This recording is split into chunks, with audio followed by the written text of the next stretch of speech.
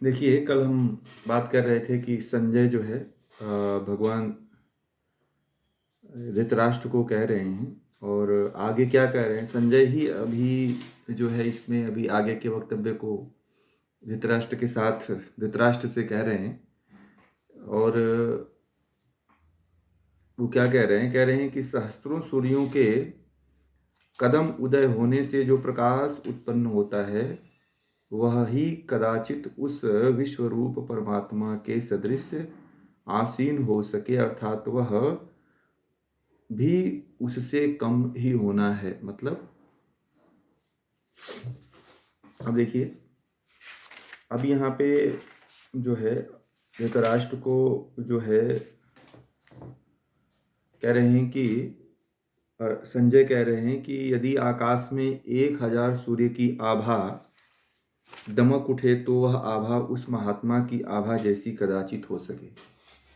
मतलब वो जो विश्व रूप की महिमा को जब बता रहे हैं, संजय जो है धृतराष्ट्र से बता रहे हैं, तो ये कह रहे हैं कि वो जो आकाश में यदि 1000 सूर्य यदि प्रकट हो जाए तो भी वह सूर्य उस जो दिव्य रूप की बात कर रहे हैं, जो विश्व रूप की बात कर रहे हैं, उस विश्व रूप की जो दमक है, जो चमक है, उस चमक को, उस आभा को कोई उसके जैसा हो, उस आभा के चमक जैसा हो। जैसा भगवान श्री कृष्ण ने उस परमात्मा के चमक को बताया है कि उसकी आभा और उसकी चमक ऐसी है, उसका प्रकाश एक ऐसा है कि यदि हजारों प्रकाश यदि उपस्थित हो जाएं तो उसके प्रकाश के बराबर ही नहीं कर पाएंगे। क्योंकि वह परमात्मा, जब कोई व्यक्ति दिव्य जब ध्यान करता है तो वह दिव्य प्रकाश सबसे पहले दृष्टिगोचर होता है। जब विभूतियां जो है परमात्मा की विभूतियों को जब भगवान श्री कृष्ण बता रहे हैं तो कहते हैं कि यदि उन विभूतियों का यदि कोई ध्यान करता है, कोई चिंतन करता है, कोई मनन करता है, तो एक दिव्य प्रकाश की अनुभूति होती है, या ये कह लीजिए साक्षात्कार होता है, जिसमें हजारों यदि सूर्य मिल जाएं तो भी वो ऐसा प्रकाश नहीं कर पाते हैं। वो तो एक सूर्य का ही इतना प्रकाश दिखाई देता है, परंतु कहते हैं कि यदि हजारों सूर्य मिल जाएं तो भी इस तरह का प्रकाश दिखाई नहीं देता है, जैसा कि प्रकाश जो है जो जो प्रकाश जो है हमें ध्यान में परमात्मा के विभूतियों का जब हम चिंतन करते हैं तो जो उससे प्राप्त होता है, वह उस प्रकाश की बात कर रहे हैं। जब आप साधना करेंगे तो साधना में आप जब धीरे धीरे उतरते हैं तो सबसे पहले एक दिव्य प्रकाश की अनुभूति होती है। और वो दिव्य प्रकाश जो है बहुत लंबी साधना के बाद ही दिखाई देता है। ऐसा नहीं है कि आप तुरंत साधना करेंगे और वो आपको प्रकाश दिखाई देने लग जाएगा। पहले तो आपको अंधेरा ही दिखाई देता है। तो आप उस अंधेरे को देख करके मत समझें कि मुझे प्रकाश दिखाई दे रहा है। नहीं, कुछ लोग होते हैं जो काल्पनिक प्रकाश को देख करके कह देते हैं कि मुझे प्रकाश दिखाई दे रहा है। ऐसा नहीं है, वह प्रत्यक्ष दिखाई देता है। जब आप लंबे काल तक दिव्य प्रकाश का ध्यान करते हैं तो ऐसी अनुभूति होती है। वही संजय यहाँ पे वर्णन कर रहे हैं। फिर आगे कह रहे हैं कि वहां पांडव मतलब अर्जुन ने एक देवाधिदेव के शरीर में अनेक रूपों में बटे हुए जगत को एक ही जगह स्थित देखा, अर्थात अनेक प्रकार से विभक्त हुआ समूचा जगत एक रूप में विद्यमान देखा। अब यहाँ पे कह रहे हैं, संजय कह रहे हैं धृतराष्ट्र से कि हे धृतराष्ट्र, हे राजन, यह जो जी बताइए, ये 11वें 11 अध्याय का 13 मंत्र चल रहा है। विभूत इसमें उसे विश्व रूप दर्शन चल रहा है। जिसको लोग अवतार बताते नहीं, अवतार नहीं, विश्व रूप दर्शन। तरह तरह के जो रूप होते हैं, तरह तरह के जो वो दर्शन होते हैं, उसका दर्शन यहाँ पे करा रहे हैं। तो कह रहे हैं कि जो पांडव, जो अर्जुन ने वहां पे देवाधिदेव मतलब ईश्वर के, देवादिदेव का मतलब जो देवों के महादेव हैं वो कौन है? परमात्मा है। भगवान श्री कृष्ण तो है नहीं। तो वो कह रहे हैं कि जो देवों के देव महादेव, जो भगवान, जो परमात्मा है, जो ब्रह्म है, जो ईश्वर है, कह रहे हैं कि उसके अनेक शरीर, अनेक जगत के रूप में, जगत को, वो संपूर्ण जगत को एक जगह जो है परमात्मा ने, भगवान श्री कृष्ण ने बता दिया कि कहाँ पे परमात्मा को कैसे एक नाम से, नामों के माध्यम से संपूर्ण जगत को बता दिया कि परमात्मा इसमें है, इसमें है, इस जगह पे है, वसुओं में है, 33 कोटि देवताओं में है, 8-12 आदित्यों में है। इस तरह से जो वो रूप गिनाते हैं कि यहाँ यहाँ ब्रह्म है, तो कहते हैं कि वह परमात्मा ने संपूर्ण पृथ्वी, संपूर्ण सूर्य और संपूर्ण जो है गैलेक्सी को एक जगह दिखा दे रहे हैं। तो उसी को संजय कह रहे हैं कि संपूर्ण जगत को एक जगह पे दिखा दे रहे हैं भगवान श्री कृष्ण अर्जुन को, और समूचा जगत जो है एक ही जगह विद्यमान दिखाई दे रहा है, एक ही रूप में दिखाई दे रहा है। तो ऐसे ही यदि आपको, आप सभी को यदि परमात्मा के सभी नामों का यदि स्मरण है और उस पे यदि चिंतन या ध्यान मनन करते हो, तो आपको उसकी अनुभूति धीरे धीरे होने लगेगी। आप उसको धीरे धीरे अनुभूत कर पाओगे कि वो उस परमात्मा की, कि जो है परमात्मा का रूप, जो है परमात्मा का स्वरूप कहाँ कहाँ पे विद्यमान है, किस किस जगह पे विद्यमान है। तो ऐसे आप उस परमात्मा के स्वरूप को जानने लग जाओगे और देखने लग जाओगे। आप भी जैसे वो दिव्य पुरुष है, जैसे दिव्य पुरुष दिखाई देता है, वैसे ही आप भी उसको ऐसे अनुभूत करने लग जाओगे। तो इसमें जो है क्या है कि जो इससे पहले वाला जो अध्याय था, 9वां 10वां जो था, जो विभूतियाँ थीं और जो उसमें उनके अनन्य नामों के बारे में जो बताया गया है, जब उसके बारे में आपको ध्यान रहता है तब उसका आप चिंतन कर पाएंगे, और जब आप उसका चिंतन कर पाएंगे तो आप उसको फिर अनुभूत भी कर पाएंगे। और जैसे संजय ने देखा और उस तरह से जैसा वर्णन कर रहा है, वैसे ही आप भी देख करके अनुभूत कर पाएंगे। तो ये तो देखिए आपके चिंतन और मनन का विषय है। ये जो विभूतियां यहाँ पे बताई गई है, एज ए मात्र एक प्रतीक मात्र है, और यह विषय है ध्यान और साधना का। ये जो विश्व रूप की बात यहाँ पे जो कही गई है, वो मात्र एक स्वरूप है, एक प्रतीक है। उस प्रतीक के माध्यम से जो परमात्मा के बहुत से नाम हैं, हजारों नाम हैं, उन हजारों नामों के बारे में यहाँ पे चिंतन मनन करने या ध्यान करने की बात कही गई है। यदि जो कोई साधक इसको समझ लेता है तो फिर तो इस चीज़ को जान जाता है कि परमात्मा के संपूर्ण स्वरूप का हमें कैसे ध्यान करना चाहिए। जब यह व्यक्ति जान जाता है तब उसे यह चीज़ अनुभूत हो पाती है। अन्यथा जब तक वह नहीं जान पाता इस चीज़ को, एक एक नामों के गुण कर्म स्वभाव को जब तक वो नहीं जानता है, तब तक वह इस चीज़ को अनुभूत नहीं कर पाता है। आगे कहते हैं कि तब अर्जुन ने आश्चर्यचकित और रोमांचित होकर सिर झुकाकर हाथ जोड़कर बोला। तब संजय कह रहे हैं कि जब यह रूप देखा तो पांडुपुत्र अर्जुन ने जो है भगवान श्री कृष्ण के सामने जो है, अर्जुन ने उस समय अनेक प्रकार के विभक्त हुए देवताओं के देव परमात्मा को एक स्थान पर श्री कृष्ण के शरीर में स्थित देखा।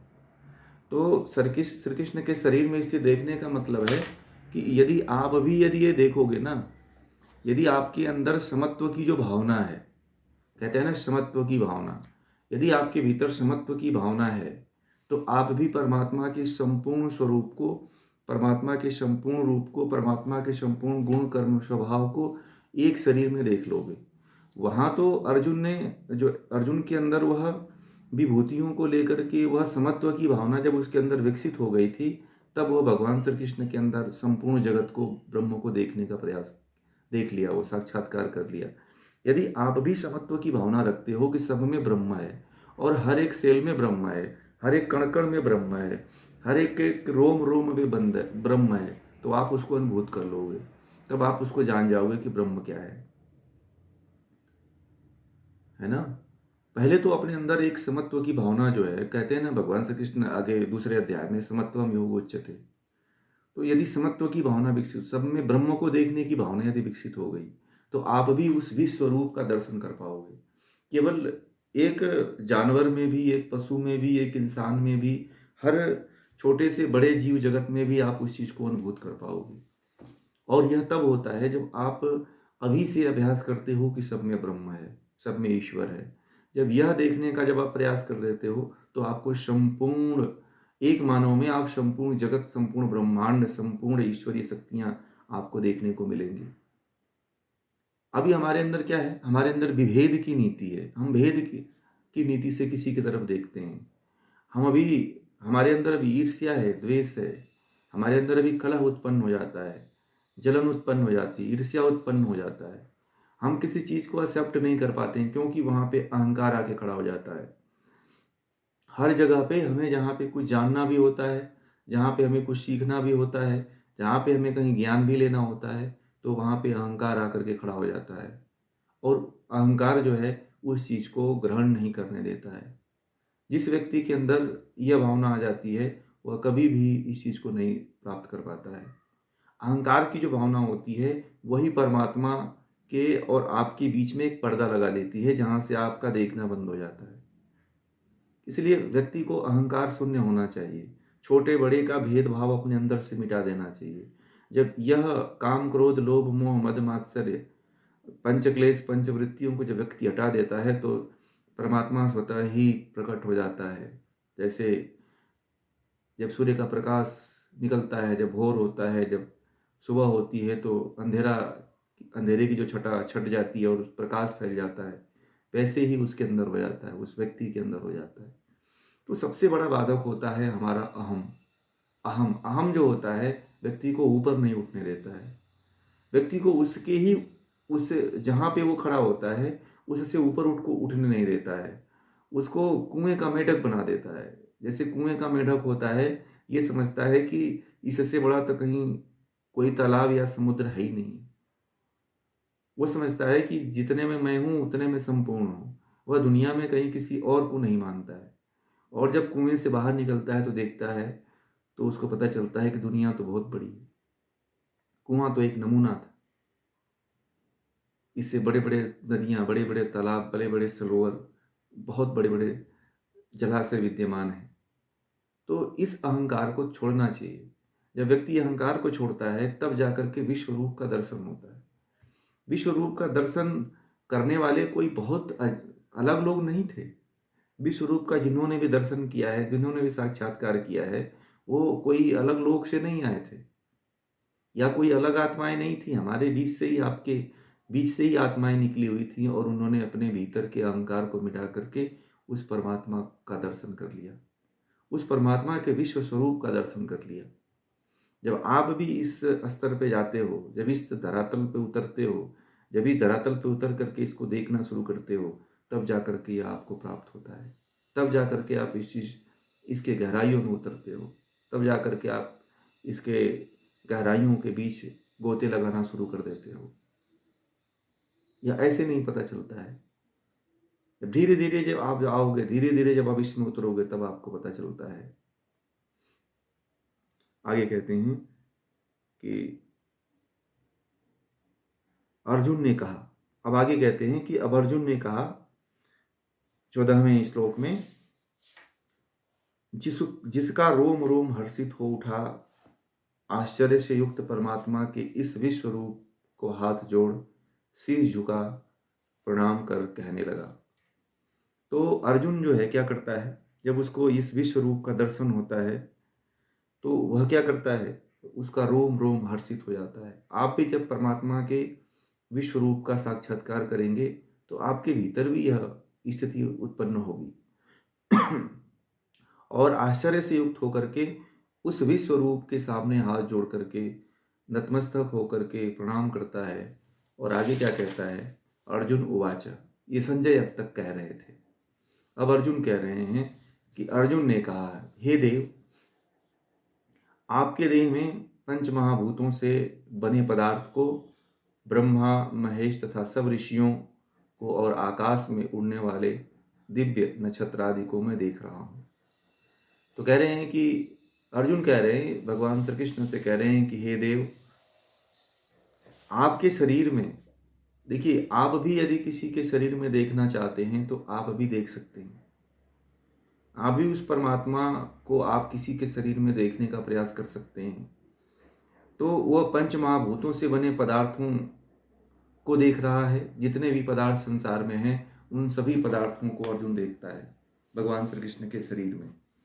और महेश को ब्रह्मा जी जो फिर महेश भगवान शिव को देखते हैं, और आपके देह में पंच महाभूतों से बने पदार्थ, ग्रह है, नक्षत्र है, और जितने भी ऋषि मुनि हुए हैं उन सभी ऋषि मुनियों को का दर्शन अर्जुन कर रहा है।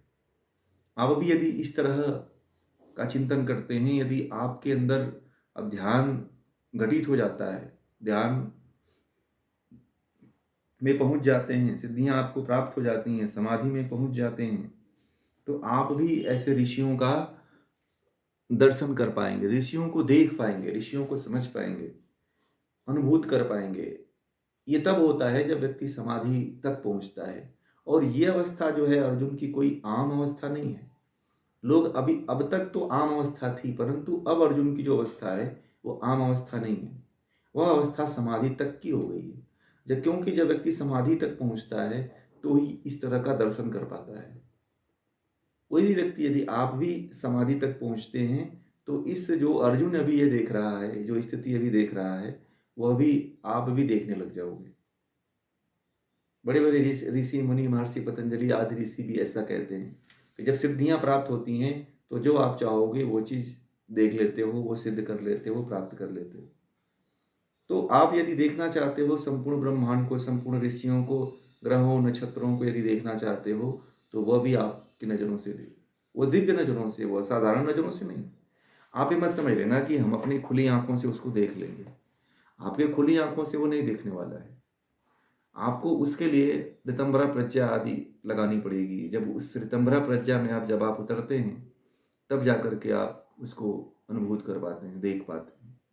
यहाँ पे पूरा ज्ञान की बात आती है, पूरा जो है यहाँ पे साधना की बात आती है कि यदि कोई व्यक्ति साधना में पहुँचता है, साधना की अंतरतम गहराइयों में जब उतरता है, तब जाकर के उसको इस तरह की अनुभूति होती है जो अभी अवस्था अर्जुन की है। अभी देखो, आप गैलेक्सी में चले जाओ, आकाश में चले जाओ, तो देखो बहुत से ग्रह नक्षत्र तारे उड़ते हुए दिखाई देते हैं। आजकल के वैज्ञानिक भी दर्शन कर रहे हैं। परंतु ऋषि मुनियों को, जो आत्माएं हैं, जो उच्च आत्माएं जो हुई हैं, जैसे ब्रह्मा जी थे, महेश जी थे, और बहुत से हजारों ऋषि हुए हैं, उन ऋषियों की आत्माओं को आप नहीं देख पाओगे, असाधारण आंखों से नहीं देख पाओगे। उनको देखने के लिए आपको उनके स्तर तक पहुंचना पड़ेगा, आपको समाधि लगानी पड़ेगी। जो समाधि लगा लेता है वही दर्शन कर पाएगा। लोग कहते हैं कि कोई दिव्य पुरुष होगा वही इस चीज को प्राप्त करेगा, ऐसा नहीं है। आप भी वहां तक पहुंच सकते हो, आप भी वहां तक जा सकते हो यदि आप इस तरह की अनुभूति करते हो। जब समाधि लगाते हो, जब ध्यान करते हो, तब जाकर के आप भी इस तरह की अनुभूति करके देख सकते हो, जहाँ पे उस परमात्मा को आप जान लोगे, अनुभूत कर पाओगे जो अर्जुन कर रहा है। ऐसा मत समझना कि केवल यह अनुभूति अर्जुन के ही खाते में है, ठीक है? ऐसा अपने अंदर हीन भावना मत लाना कभी आप लोग। देखिए, ये परिश्रम का विषय है, ये साधना का विषय है। यदि आप भी साधना करते हैं तो आप भी यहाँ तक पहुँच जाएंगे। जो अवस्था अभी अर्जुन की है वह अवस्था आपकी भी हो जाएगी। बस केवल इतनी ही देरी है कि अभी हम उस साधना को कर नहीं रहे हैं, उस साधना तक अभी हम कोई उपाय नहीं कर रहे हैं, कोई प्रयोजन हमारा है नहीं अभी। हमारे जुड़ने का उसमें कोई विशेष प्रयोजन अभी है नहीं, ना हम उसमें तल्लीन हैं कि साधना करनी चाहिए, ध्यान करनी चाहिए। हमारा मुख जो है, हमारा पूरा का पूरा जो है रुख है, जो है संसार की तरफ है, इसलिए हम उसको नहीं जान पाते हैं। ठीक है, अब आगे चलते हैं।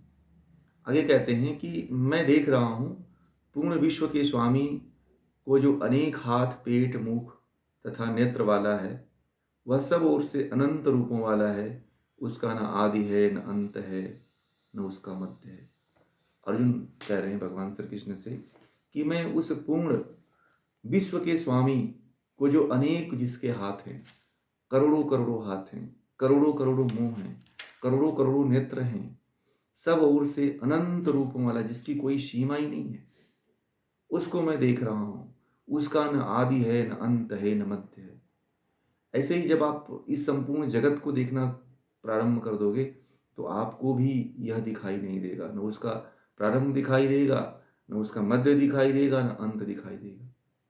इतना वह उतना वह अनंत है, इतना वह विशाल है, इतना वह महान है। जब आप इस तरह से देखना शुरू कर देंगे, तब जा कर के आप उसको देख पाएंगे, तब जा कर के आप उसको अनुभूत कर पाएंगे। तो ऐसे देखने का प्रयास करिए, ऐसे अनुभूत करने का प्रयास करेंगे, तब जा कर के आप भी अनुभूत कर पाएंगे, देख पाएंगे, समझ पाएंगे। तो ये बातें जो यहाँ पे आती है कि उस परमात्मा के हजारों हाथ हैं, हजारों कान हैं, हजारों आँख है, हजारों पेट है, हजारों नेत्र है। तो इसको तो आप, मैंने पीछे कल भी बताया था कि आप इसको देखो ना, संसार में कितने लोग हैं, कितने जनसंख्या है, उन सभी जनसंख्या पे परमात्मा एक पैनी नज़र बैठा हुए है। हर व्यक्ति के हर एक एक एक्टिविटी को जो है परमात्मा कैच कर रहा है, अपने कैमरे में कैद कर रहा है। वो देख रहा है, हर हर समय की स्थिति को देख रहा है कि आप इस समय क्या कर रहे हो, अगले समय में क्या कर रहे थे। वो उसके पास सारा रिकॉर्ड है कि नहीं है? तो उस विश्व, उस परमात्मा को आप ऐसे भी महसूस कर सकते हो, फील कर सकते हो कि ब्रह्मांड में जितने भी योनियाँ हैं, जितने भी 84 लाख योनियों की बात कही जाती है, तो जितनी 84 लाख योनियाँ हैं, उन सभी 84 लाख योनियों पे परमात्मा की नज़र है। परमात्मा कैमरा लगा के बैठा हुआ है और उनको देख रहा है, उनकी रिकॉर्ड कर रहा है। और जब उनकी उनका कर्म, उनका जब समय पूरा होता है, तो परमात्मा उनके सामने पूरा लेखा जोखा रख देता है कि यदि हाँ इतना यदि आपके पास है तो आपने ये कर्म अच्छा किया था, ये कर्म बुरा किया था, और उसके अनुसार उसको कर्म फल दे देता है। तो ऐसे ही आप भी परमात्मा के अनंत रूप, अनंत गुणों को, कर्मों को आप देख सकते हो। यह केवल अनुभूत का विषय है, आप भी इसको महसूस कर सकते हैं। इसको लिखने वाले ने अपने अलग तरीके से लिखा हुआ है, क्योंकि जैसी जैसी परिस्थितियाँ होती हैं, वैसे वैसे शास्त्रों का रचना भी होता है। शास्त्र बदलते रहते हैं समय और परिस्थिति के अनुसार।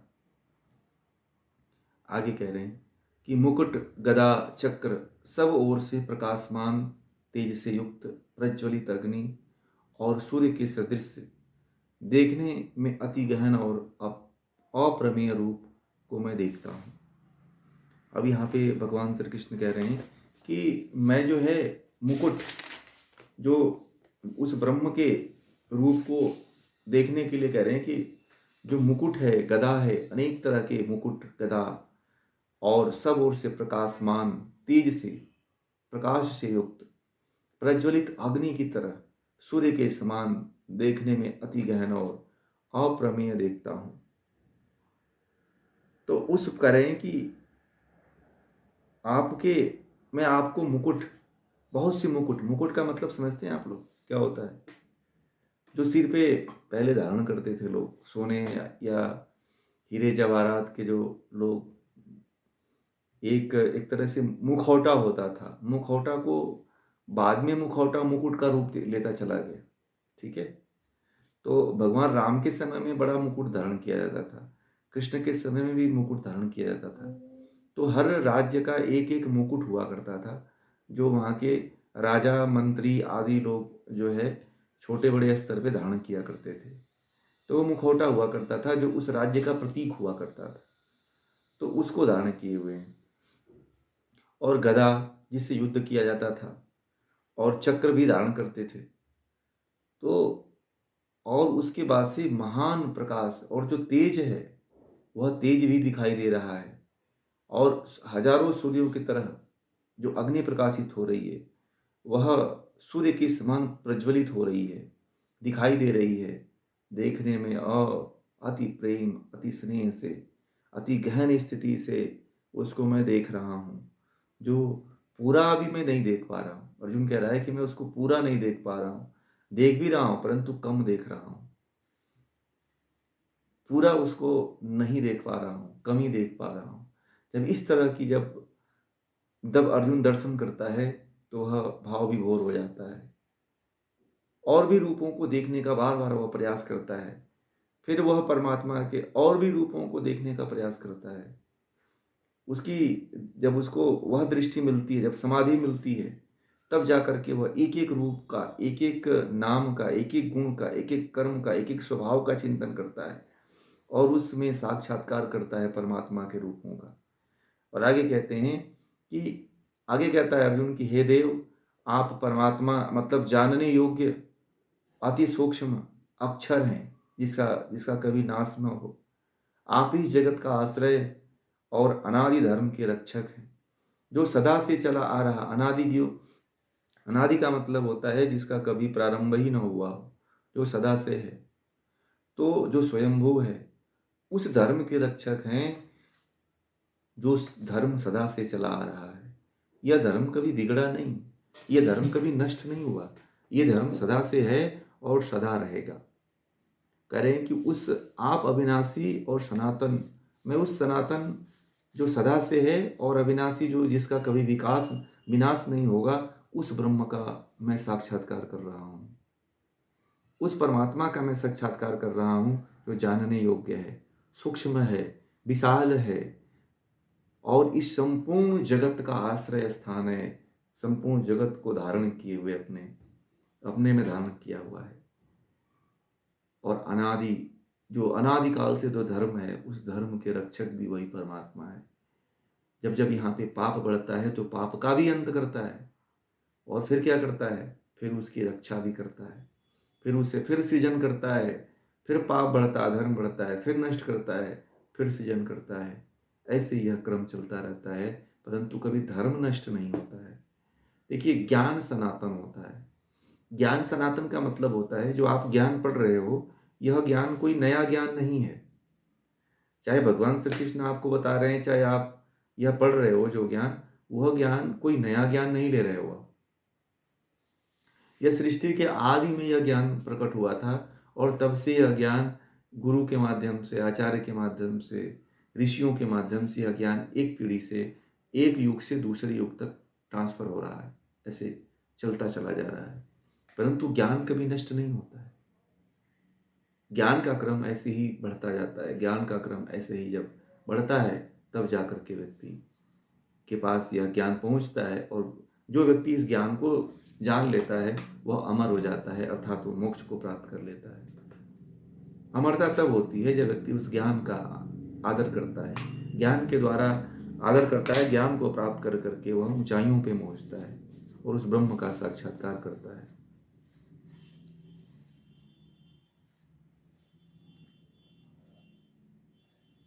आगे कहते हैं कि परमात्मा का न आदि है न अंत है, और वह मध्य से रहित अनंत सामर्थ्य से युक्त अनंत बाहों, मतलब सूर्य, चांद, चंद्रमा रूप नेत्र वाला, प्रदीप्त अग्नि युक्त मुख वाला, अपने तेज से जगत को तपायमान करता है।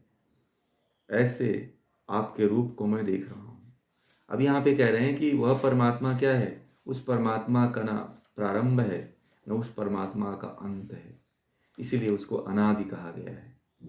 आदि न अंत, उसे अनादि। तो और उसका मध्य भी नहीं है कि कहीं मध्य में चले जाओ तो पता चल जाएगा कि ये इसका बीच वाला भाग है। और उसके पास इतनी सामर्थ्य है कि जितना किसी के पास सामर्थ्य नहीं है। दुनिया में हम सबको, दुनिया वालों को सामर्थ्य मानते हैं। जिसके पास पैसा है हम उसको सामर्थ्यवान मानते हैं, परंतु भगवान श्री कृष्ण कहते हैं कि वह परमात्मा सबसे ज़्यादा सामर्थ्य वाला है। उसके जितना सामर्थ्य किसी के भीतर नहीं है। वह अनंत बाही हैं। उसके सूर्य और चंद्रमा दो आंखें हैं। क्या हैं? सूर्य और चंद्रमा उस परमात्मा के क्या हैं? दो आंख हैं। और ये प्रदीप्त अग्नि युक्त उसका मुख वाला है। उसकी जो अग्नि है, जो मुख है, वाणी को भी अग्नि कहा जाता है ना। और अपने तेज से जगत को, उसके पास इतना तेज है कि उस तेज से जगत को तपायमान कर रहा है, उष्मा उत्पन्न करता है, गर्मी उत्पन्न कर रहा है। नहीं तो गर्मी उत्पन्न न करे तो ठंड के कारण लोग मर जाएंगे। यदि सूर्य, मान लीजिए ठंडी का मौसम आ गया है, यदि एक दिन सूर्य ना निकले तो फिर क्या हो जाता है? फिर ठंडी बढ़ जाती है कि नहीं बढ़ जाती है? ऐसे ही परमात्मा यदि न निकले तो फिर समझो क्या होगा। परमात्मा का दिव्य प्रकाश न निकले, यदि सूर्य ही बस निकलता रहे, चंद्रमा न निकले, तो शीतलता कहाँ से मिलेगी? है ना। जो आप थोड़ी सी शीतलता का अनुभव करते हो, या इसी कारण कर पाते हो कि चंद्रमा का अस्तित्व बचा हुआ है। चंद्रमा के कारण जो है तापमान सुबह शाम गिर जाता है, अन्यथा केवल ताप ही बना रहे तो जीवन असंभव हो जाता है। फिर इस पृथ्वी पे मनुष्य का जीवन बड़ा असंभव हो जाएगा, मनुष्य का जीना बड़ा मुश्किल हो जाएगा यदि ऐसा होगा तो। और कहते हैं कि प्रदीप्त अग्नियुक्त मुख वाला है, अपने तेज से जगत को तपा रहा है, ऐसे आपके रूप को मैं देख रहा हूँ। इस तरह से अर्जुन एक एक चीज का वर्णन भगवान श्री कृष्ण से कर रहा है कि मैं इस तरह से आपके एक एक गुण कर, ये गुण कर्म स्वभाव है परमात्मा की, यही गुण कर्म स्वभाव है जिन गुण कर्म स्वभावों को आपको चिंतन करना चाहिए ध्यान आदि में। जब आप ध्यान में बैठें तो परमात्मा का यही चिंतन होना चाहिए। सबसे महत्वपूर्ण बात मैंने कल भी कहा था कि कुछ लोगों को ये भ्रम है कि ध्यान में सब कुछ रुक जाता है, ये उनकी भूल है। ध्यान में विचार चलना चाहिए, और वह कौन से विचार होना चाहिए? वह यही परमात्मा के गुण कर्म स्वभाव का चिंतन मनन चलते रहना चाहिए। ठीक है, तो ये यदि कोई समझ जाता है तो वह ध्यान कर पाता है। अब ध्यान में बैठे हुए हैं, बहुत से लोग मेरे पास आते हैं, कहते हैं कि मैं जब ध्यान में बैठता हूँ तो 2-4 मिनट तक मैं एकदम विचार शून्य हो जाता हूँ, उसके बाद फिर विचार आना शुरू होता है। तो उनको ये पता ही नहीं होता है कि ध्यान कैसे करना होता है।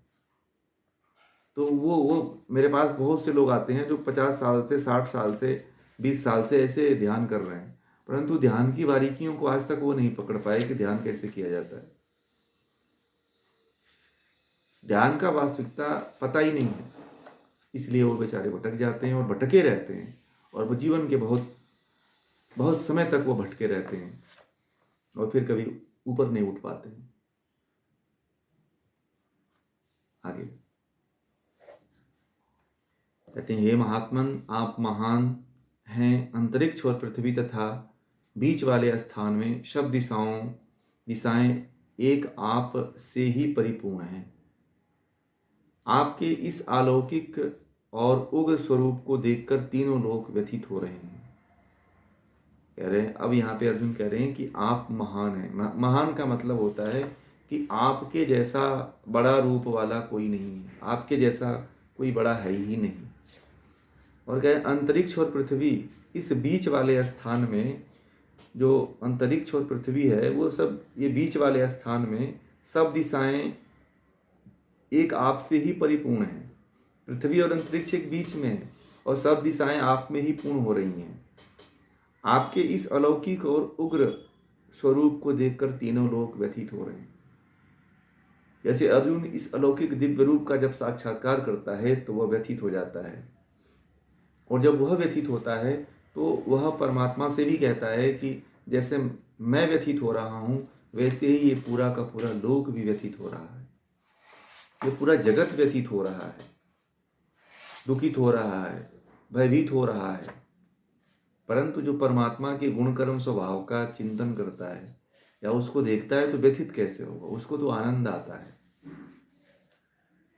ठीक है, देखिए ईश्वर के यदि सच्चे स्वरूप को आप देखोगे, यदि उसकी अनुभूति करोगे या आप उसके चिंतन करोगे तो आपको आनंद आता है, ज्ञान आता है, मजा आता है, आनंद की अनुभूति होती है।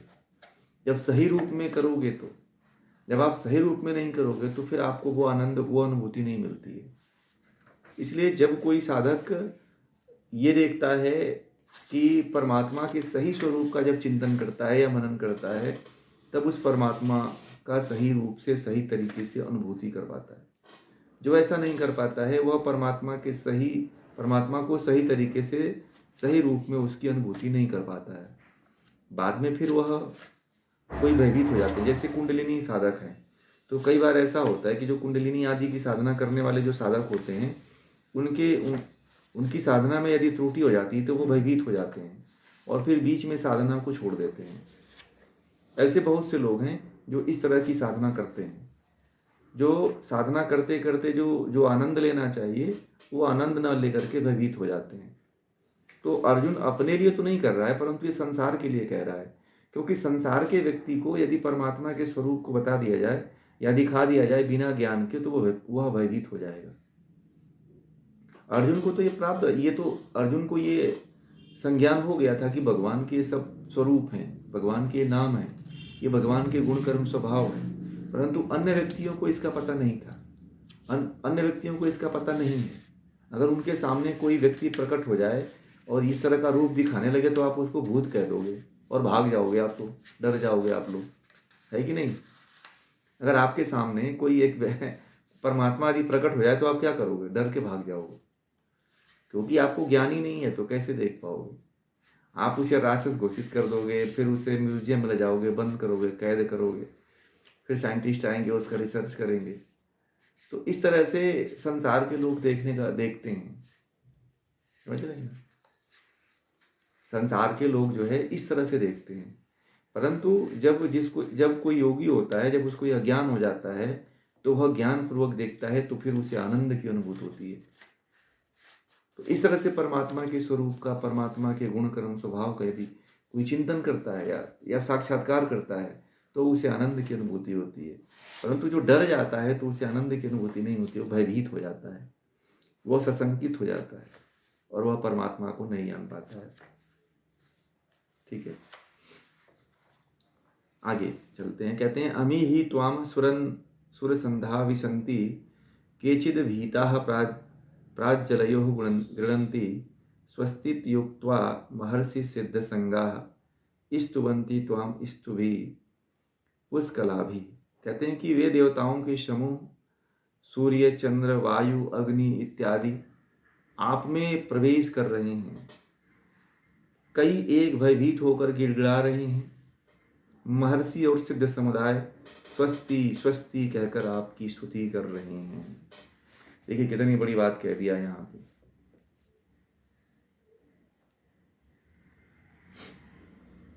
कह रहे हैं कि यह देवताओं का जो समूह है, जो सूर्य, चंद्र, वायु, अग्नि, ये जो जितना देवताओं का समूह है, जो 33 कोटि देवता जो हैं, वह सभी देवता आप में समा रहे हैं। मतलब सभी देवता उस ब्रह्म में ही हैं, उस परमात्मा में ही है, समा नहीं रहे, उस परमात्मा में ही हैं। और कई एक भयभीत होकर गिड़गिड़ा रहे हैं। और क्या होता है कि कई इसमें देवता हैं जो आपके स्वरूप को नहीं जान पाते हैं, वह भयभीत हो जाते हैं, क्रंदन करते हैं, रोते हैं, विलखते हैं। और महर्षि और सिद्ध समुदाय जो है स्वस्ति स्वस्ति कहकर आपकी स्तुति कर रहा है। क्या कर रहा है?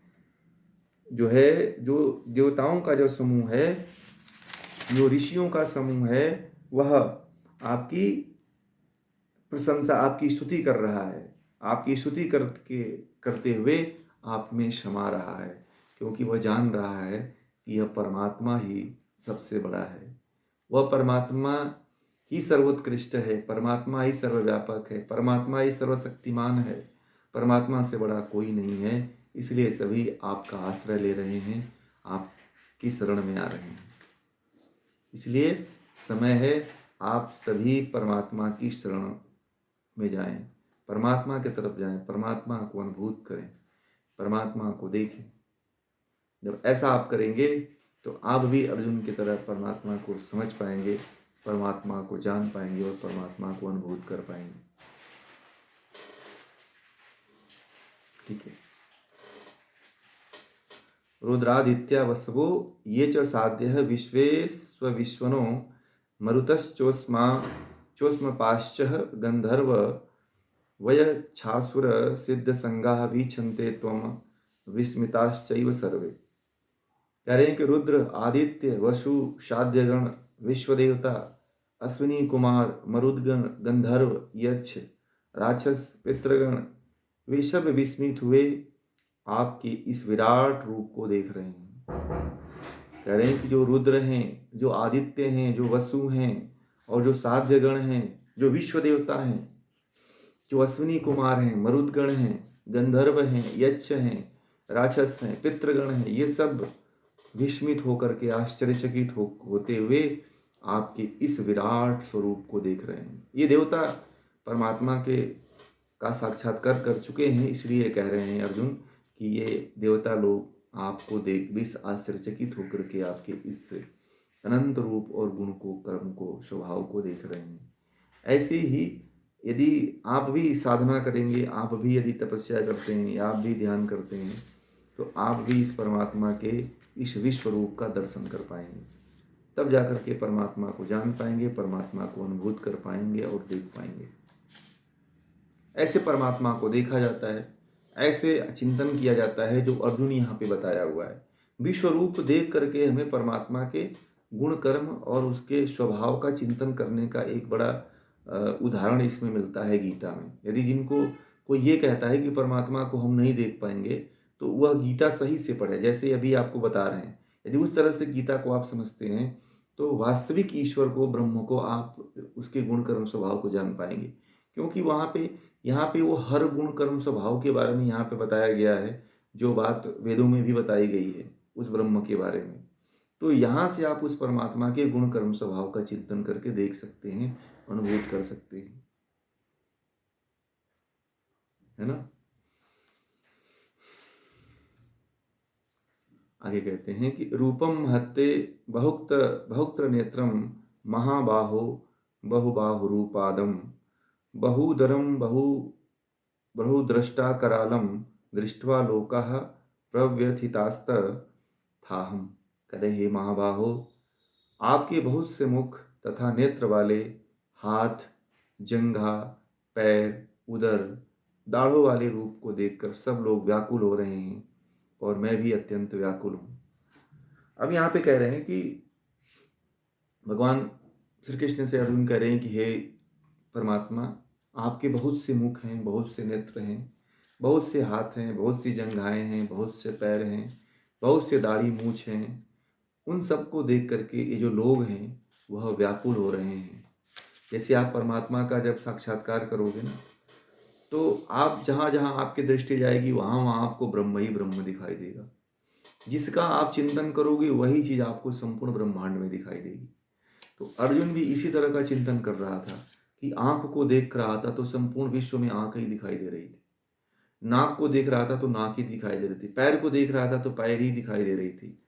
तो इस तरह से वह संपूर्ण संपूर्ण उसके दिव्य रूपों को, संपूर्ण अंगों को, संपूर्ण जो है नेत्रों को, संपूर्ण उदर को, संपूर्ण दाढ़ी को, बाल को, इस तरह से देख देख करके वो व्याकुल हो रहा है, ये कैसे हो सकता है। और आम जनता की तो बात ही क्या, आम जनता और जो जो लोग हैं वो क्या जाने परमात्मा के बारे में, वो कैसे उसको अनुभूत कर सकते हैं, वो कैसे उसको देख सकते हैं। वो तो उसके बारे में पता ही नहीं है। आम जनता में तो परमात्मा के बारे में बात करो तो किसी को पता ही नहीं है। वो तो जैसा व्यक्ति है उसी तरह का भगवान भी चुन लेता है आजकल। बड़े मजे की बात बताओ कि जो जिस तरह का है वो उसी तरह का भगवान भी चुन ले रहा है और उसी तरह के भगवान के यहाँ जा भी रहा है।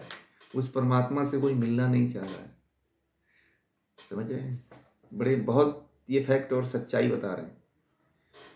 उस परमात्मा से वही मिल पाता है जो परमात्मा का प्रेमी हो पाता है, या बहुत हजारों करोड़ों जन्मों का बहुत अच्छा संस्कार होता है जो वह व्यक्ति परमात्मा की तरफ आगे बढ़ पाता है।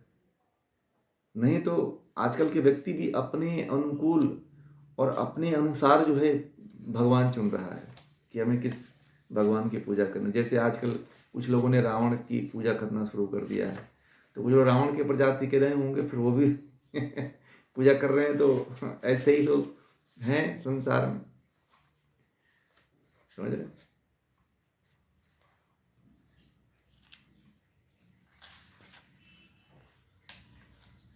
आगे कह रहे हैं कि न नभस्पृशं दीप्तम मनेकवर्णम व्याप्ताननं दीप्त विशाल नेत्रम दृष्ट्वा हि त्वं प्रव्यथितांतरात्मा धृति न विंदामि समम च विष्णु। अरे हे विष्णु, हे परमात्मा, आपके अनेक रूप जो आकाश को स्पर्श कर रहे हैं, आपकी आंखें जो फैली हुई हैं तथा चमक रही हैं, उसको देख करके मेरा धीरज तथा मेरी शांति टूट रही है।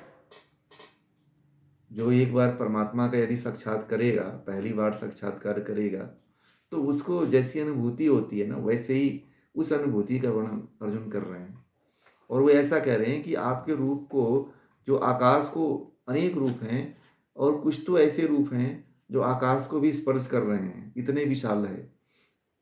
और आपकी आपकी आंखें जो फैली हुई हैं और चमक रही हैं, उनको देख करके जो धीरज है, जो धैर्यता है, जो शांति है, वो धीरे धीरे छूट रही है, टूट रही है, खत्म हो रही है।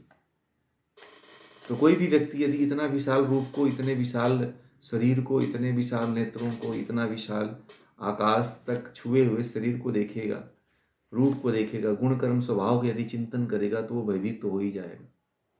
ये तो आम इंसान है।